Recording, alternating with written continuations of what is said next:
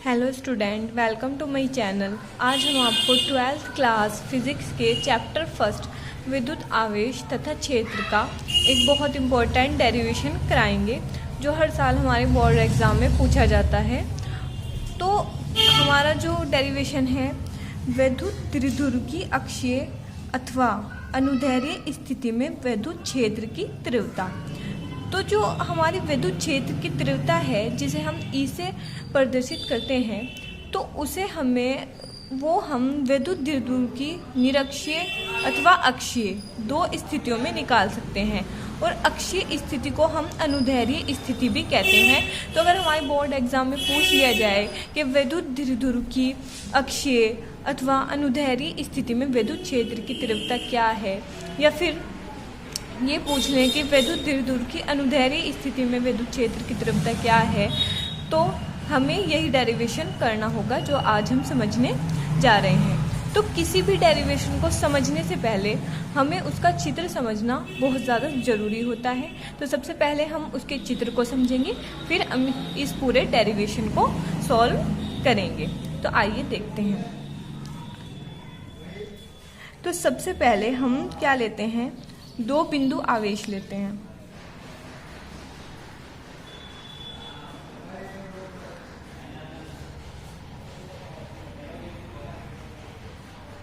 ये है हमारा माइनस क्यू आवेश और ये है हमारा प्लस क्यू आवेश। ठीक है, तो हमने क्या लिया, हमने दो बिंदु आवेशों को ले लिया। एक है हमारा माइनस क्यू आवेश, एक है हमारा प्लस क्यू आवेश। ठीक है, और ये है बिंदु ए और ये है बिंदु बी। ठीक है, अब इसका जो मिड पॉइंट होगा, इसका मध्य बिंदु जो होगा हमारा ओ, तो ओ से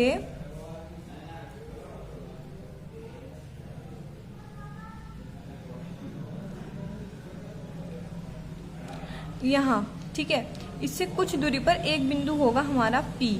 ठीक है, तो हमने बताया था कि विद्युत त्रिध्रुव क्या है। तो विद्युत त्रिध्रुव क्या था कि दो बिंदु आवेश, ठीक है, दो बराबर तथा विपरीत बिंदु आवेश एक दूसरे से सूक्ष्म दूरी पर स्थित होते हैं, उसको ही क्या कहा था हमने, विद्युत त्रिध्रुव कहा था। तो ये हमारा क्या है, विद्युत त्रिध्रुव है, बराबर परंतु विपरीत आवेश है। ठीक है, यहाँ पे माइनस क्यू है और यहाँ पे प्लस क्यू है, तो इनके बीच की दूरी हमारी होगी 2L। ठीक है, कितनी हुई, 2L हो गई।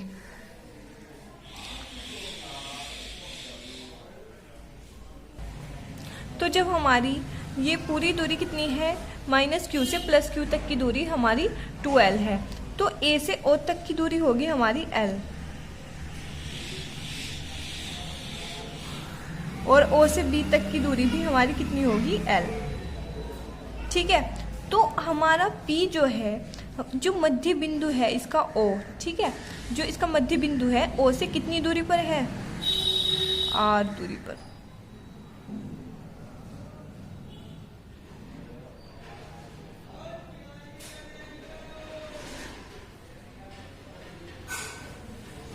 ठीक है, R दूरी पर हमारा एक मध्य बिंदु क्या है, P है, जिस पर हमें विद्युत क्षेत्र की तीव्रता ज्ञात करनी है। तो इस पर दो विद्युत क्षेत्र की तीव्रता होंगी, एक होगी E2, एक होगी E1।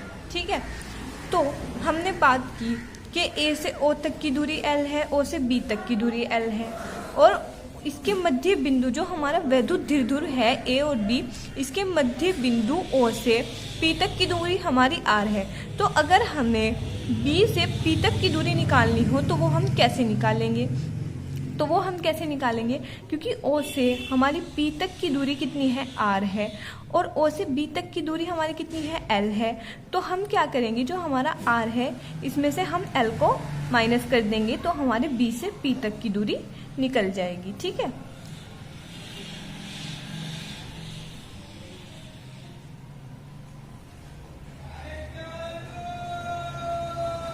ठीक है, ये हमारी B से P तक की दूरी हुई, हमने R में से L को माइनस कर दिया। और अगर हम A से P तक की दूरी की बात करें कि A से P तक की दूरी हमारी कितनी होगी, तो हम क्या करेंगे, कि जो हमारा O से P तक की दूरी हमारी कितनी है, R है, और A से O तक की दूरी हमारी कितनी है, L है। तो हम R में L को प्लस कर देंगे तो हमारी दूरी कितनी हो जाएगी, हमारी हो जाएगी R प्लस L। ठीक है, तो हमारी ये हमारा पूरा हो गया।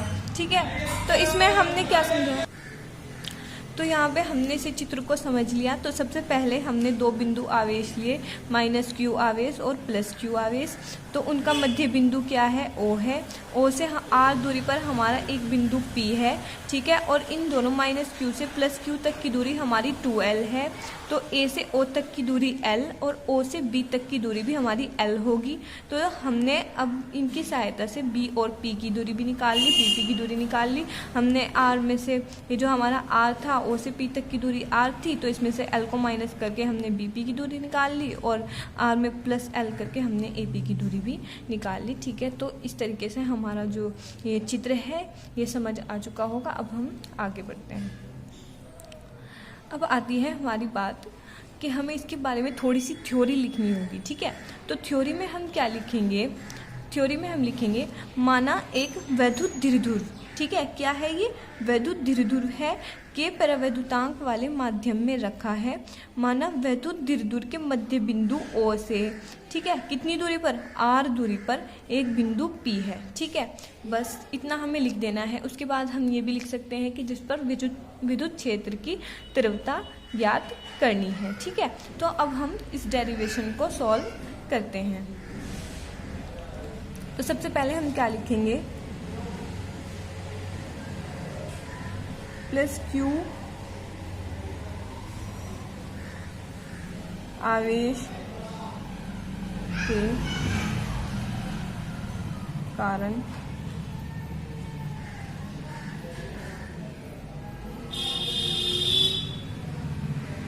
P बिंदु पर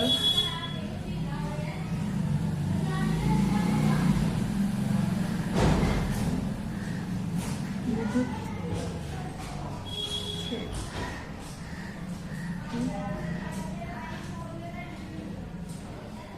तीव्रता। ठीक है, तो +q आवेश के कारण P बिंदु पर विद्युत क्षेत्र की तीव्रता तो किस पे निकालनी है हमें, +q आवेश पर। ठीक है, हमें किस पे निकालनी है, +q आवेश पर। तो हम क्या करेंगे, हमारा जो फॉर्मूला है विद्युत क्षेत्र की तीव्रता का वो है, E1 के लिए निकाल रहे हैं हम सबसे पहले 1/4πε0 के Q अपॉन, क्योंकि हम +q आवेश के लिए निकाल रहे हैं तो हम दूरी कितनी लेंगे, R² की जगह हम लेंगे BP का स्क्वायर। ठीक है, हम क्या लेंगे, BP का स्क्वायर। और BP हमारा क्या है,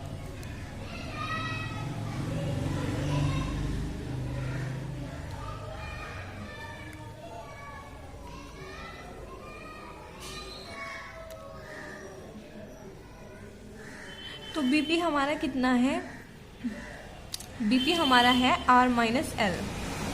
तो हम रख देंगे यहाँ पर R-L का स्क्वायर।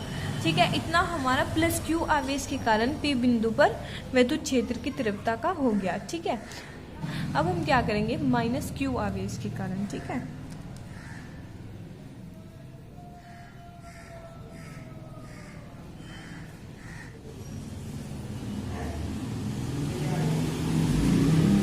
तो इस बार हम क्या लेंगे, इस बार हम लेंगे E2।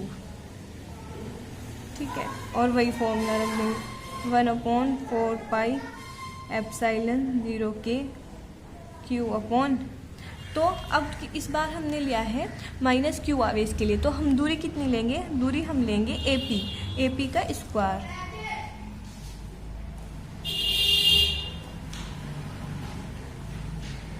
तो E2 = 1/4πε0 के Q अपॉन AP हमारा कितना है, AP है हमारा R + L का स्क्वायर रख देंगे हम यहाँ पे।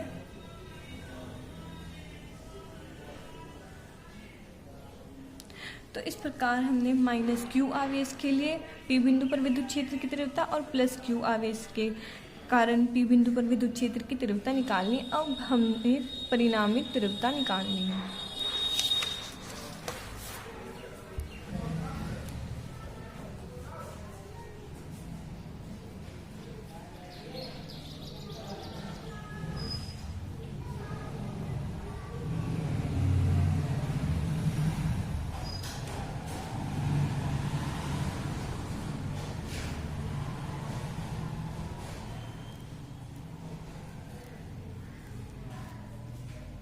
तीव्रता, ठीक है, परिणामी विद्युत क्षेत्र की तीव्रता। तो इसके लिए हम क्या करेंगे, is equal to E1 minus E2, ठीक है। तो E1 हमारा कितना था, हम देखेंगे। E1 हमारा था 1/4πε0 के Q/R माइनस L का।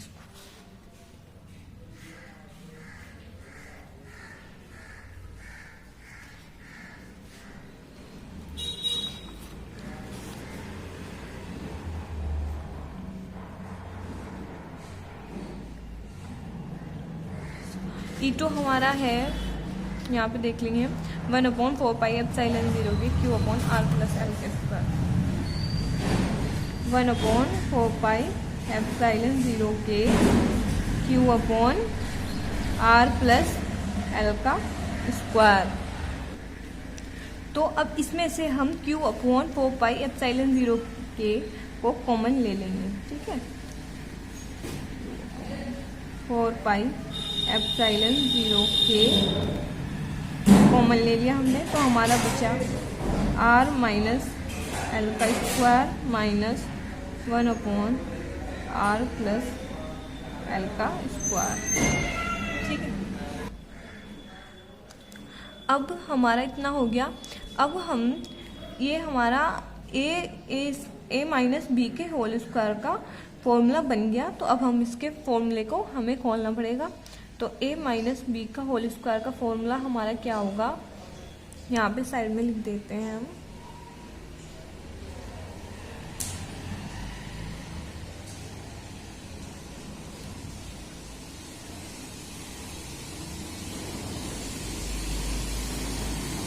ठीक है, ये हमारा a प्लस बी के होल स्क्वायर का फॉर्मूला होता है। तो अब हम ये वाला फॉर्मूला यहाँ पे खोल देंगे।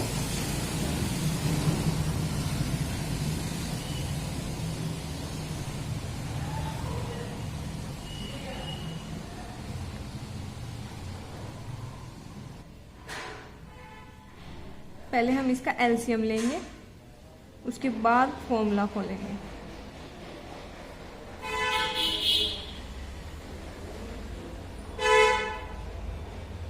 ठीक है, इतना हमारा हो गया।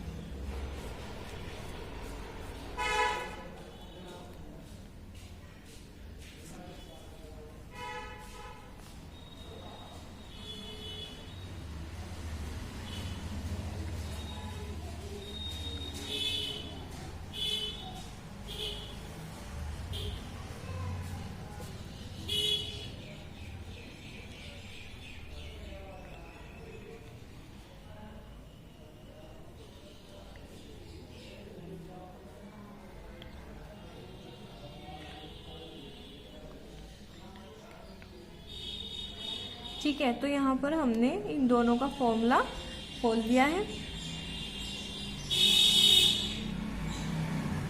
और ये हमारा as it is R square L square L square. ठीक है, यहाँ पे हमने ये कर दिया। अब इसके बाद हमें क्या करना है,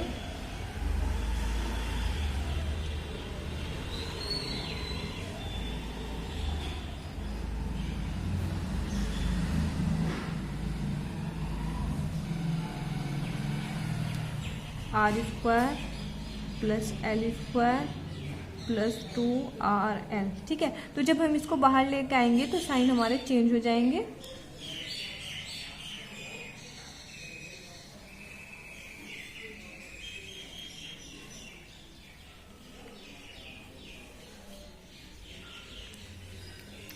तो R स्क्वायर से R square cancel, L square से L स्क्वायर कैंसिल, और ये हमारे आपस में ऐड हो जाएंगे।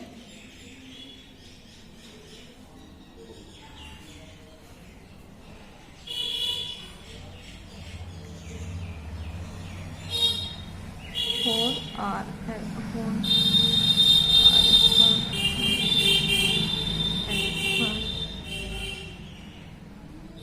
ये हमारा इतना हो गया। इसके बाद हमें क्या करना है, करेंगे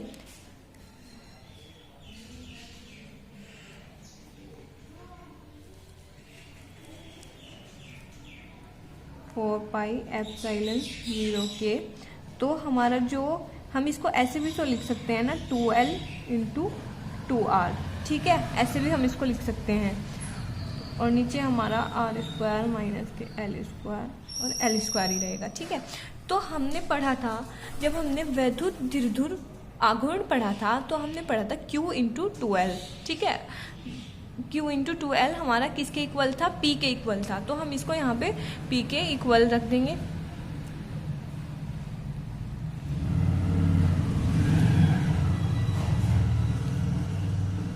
पाई एप्सिलॉन 0 के P इंटू 2R यहाँ पे हम लिख देते हैं।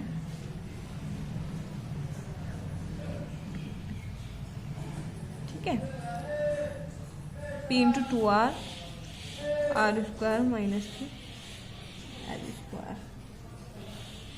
तो हमारे यहाँ तक हो गया। अब इसके बाद यदि R L से बड़ा हो, ठीक है, तो L स्क्वायर को नगण्य मानने पर, ठीक है, L स्क्वायर को हम क्या मान लेंगे, नगण्य मान लेंगे।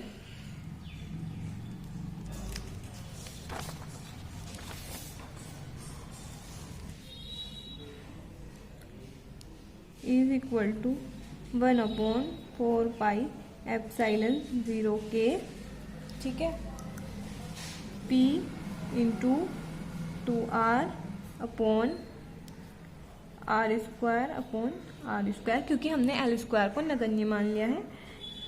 तो इसके बाद हमारा होगा 1/4 पाई एप्सिलॉन 0 के P into 2R upon R का ही हो जाएगा, ठीक है। तो एक R से एक R कैंसिल हो जाएगा, तो हमारा हो जाएगा 1/4 पाई एप्सिलॉन 0 के 2P अपॉन R क्यूब। अब हम लिखेंगे निर्वात के लिए,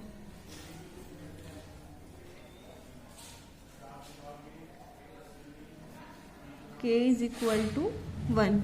तो हमारा फॉर्मूला होगा E is equal to 1/4 pi epsilon 0 2P upon R cube. तो ये हमारा फॉर्मूला आ गया, ठीक है।